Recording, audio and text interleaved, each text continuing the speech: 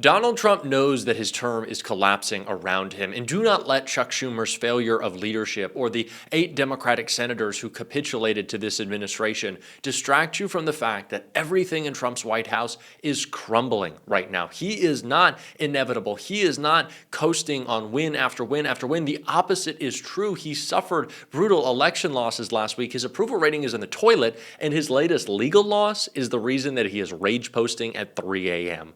We're going to get into it all, but before we do, if I could quickly ask you to leave a like on this video, and if you haven't already and you enjoy our channel, to hit that subscribe button because it goes a long way in supporting our work. Now, before we get into Donald Trump's latest legal defeat, which is blowing up one of the most important ways that Donald Trump has abused power for profit and hurt our country doing so, we have to start with the reaction that he's having to the walls closing in, and that's issuing some pardons, as Rachel Maddow broke down right here.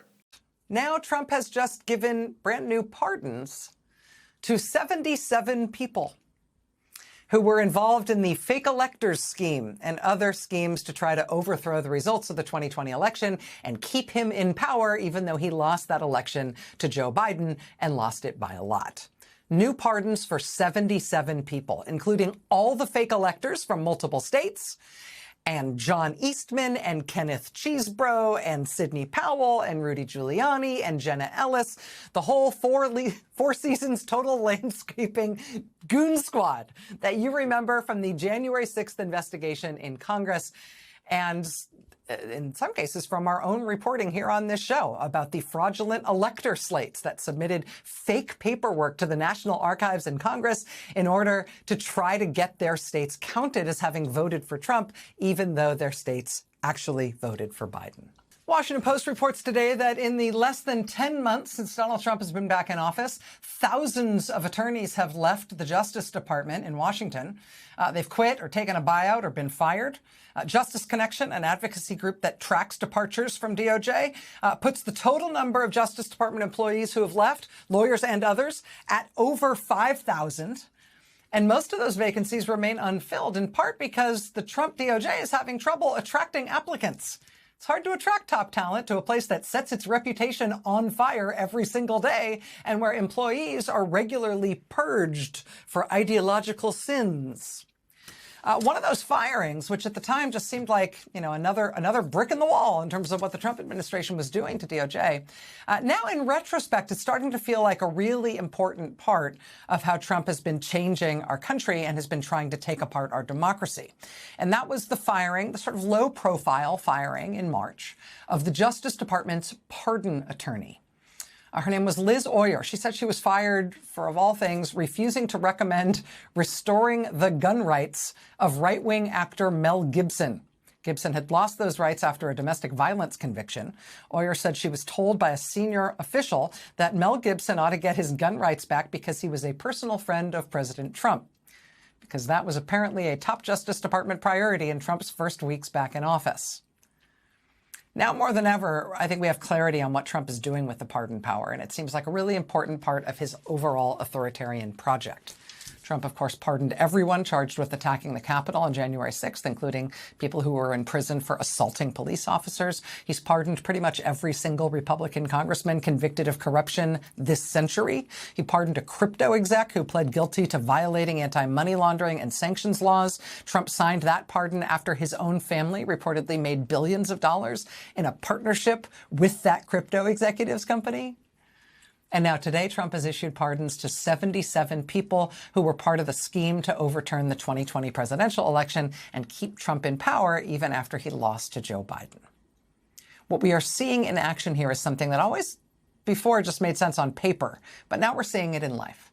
In an authoritarian government, unilateral king-like powers to punish and to protect from punishment is one of the most efficient means for a would-be dictator to cement his power. Donald Trump would not be doing this right now if it wasn't for one of two things. Either he sees the walls are closing in around him, he understands that this administration is in a state of chaos, and, in the middle of the night, after the shutdown was coming to an end, Donald Trump thought, okay, well, I can try to just, get this out quietly. I can get these pardons out quietly. But Donald Trump realizes, in that scenario, of course, that his administration is collapsing, The other alternative is that Trump was doing so because he kind of wants to set the stage for a pardon of Ghislaine Maxwell, which truly would be the end for Donald Trump. There is no way that he recovers from that, and there is no way he does that if he thinks that he has any political future at all or can be able to rally the GOP. But what is clear right now is that Donald Trump is suffering losses all over the place, including the one coming in the Supreme Court that has him throwing a tantrum. Donald Trump wrote in a ridiculous Truth Social post, the U.S. Supreme Court was given the wrong numbers. The unwind in the event of a negative decision on tariffs would be, including investments made, to be made, the return of funds in excess of $3 trillion. It would not be possible to ever make up that kind of drubbing. That would truly become an insurmountable national security event and devastating to the future of our country, possibly non-sustainable. So if you haven't been following this closely, the Supreme Court is currently hearing a case on whether or not Donald Trump's illegal tariffs are illegal. But what is important to point out is that $3 trillion figure, that ridiculous number, is Donald Trump estimating at the highest echelon of how much revenue tariffs will bring in over the next decade. We are not going to have to pay $3 trillion because tariffs have been going for a couple of months. That is idiotic. It doesn't make any sense. Donald Trump is just trying to fearmonger because he knows that this is his most useful tool. Not his most useful tool for making the economy better, changing our lives in any meaningful way, bringing back manufacturing jobs. Fucking no, that hasn't happened. We've lost 1 million jobs in this country since Donald Trump became president. Tariffs are the most useful tool for Donald Trump to do his favorite thing, which is fake foreign policy. That is what Donald Trump cares about. Yesterday, Donald Trump was confronted by Caitlin Collins in the Oval Office and asked a question about Marjorie Taylor Greene, saying that Donald Trump is too focused on foreign policy and having leader meetings with foreign leaders instead of doing the same with domestic leaders, talking about manufacturing, talking about our economy, talking about housing. Marjorie Taylor Greene said Donald Trump was not doing enough of that, and that it wasn't very America first of him. And what Marjorie Taylor Greene said was right. Donald Trump hasn't focused on domestic policy, even remotely. But he also hasn't focused on foreign policy.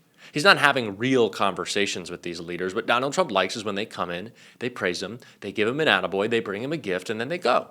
And then he can take a nap for the rest of the day, wake up, watch some Fox, eat a Big Mac, and throw ketchup at the walls, and then post into the early morning. That is what Donald Trump wants.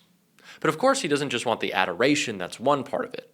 The other part that Donald Trump wants is Donald Trump wants the ability to inflict pain, to operate as a mob boss, and that is what tariffs do. It is not only just a way for Donald Trump to try to intimidate world leaders with no actual plan for how this affects our economy, their economy, trade routes. No, Donald Trump doesn't care. It's also an emotional reaction that he gets to use. Canada makes him mad, 10% tariff. China makes him upset, 100% tariff. That is why Donald Trump likes the tariff so much, because it is a way for him to self-actualize the desire he's always had for, one, people to give him approval, and two, to be powerful, which he fundamentally isn't. So that is why Donald Trump is obsessed with tariffs. Do not let anyone talk to you about some $3 trillion number that the U.S. is going to owe that is idiotic and doesn't make any sense. And also don't let Donald Trump talk to you about a $2,000 tariff dividend. That is just as idiotic. These people who for so long were small government conservatives and want the government out of my pockets, and I want them out of my house, and I want them out of my health care, or whatever line it was, what they are proposing right now is Donald Trump implement tariffs, an effective tax on working people and the goods that they consume.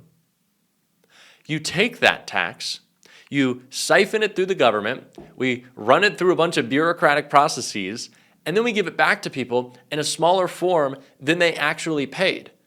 Tariffs cost the average household way more than $2,000. They cost the average person way more than $2,000.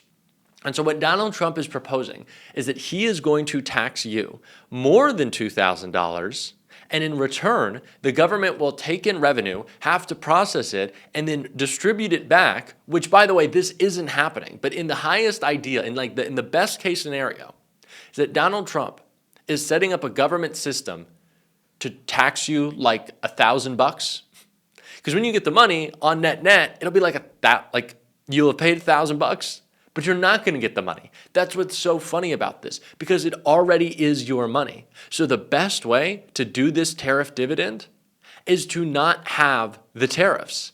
That's the best way to do it.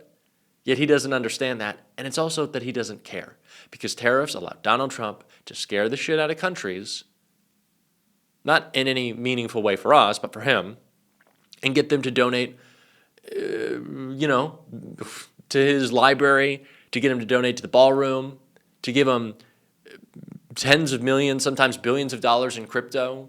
There's been lots of industries that have, instead of lobbying Congress or someone with close ties to Donald Trump, there's one shipping company in the U.S., based here in the U.S., that just bought some of Donald Trump's crypto coin, $20 million of it, and made it very public. Why?